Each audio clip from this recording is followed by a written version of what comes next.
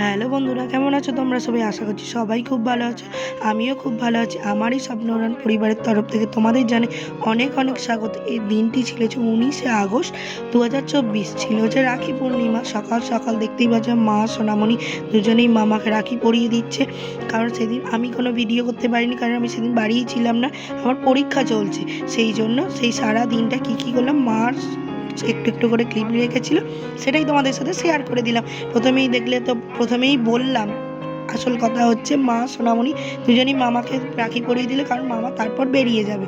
এখানে বনু পুপুকে রাখি পরিয়ে দিয়েছে, কারণ পুপুকে ছিল স্কুলে, সেই জন্যই রাখি পরিয়ে দিল। আর এখানে দেখো বনু আর পুপু সুন্দর জুটি, কি সুন্দর বদমাইশি করতে করতে আদর করছে। তার উপরে সন্ধে হতেই মা পিসুকে রাখি পরিয়ে দিল।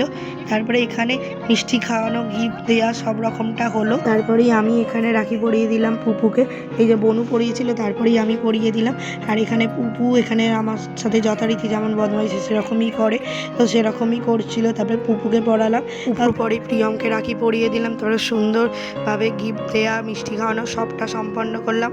আর এই রাখি বন্ধনের দিনে একটাই কথা বলতে চাই, সমস্ত ভাই বোন যেন খুব ভালো থাকে, সুখে থাকে।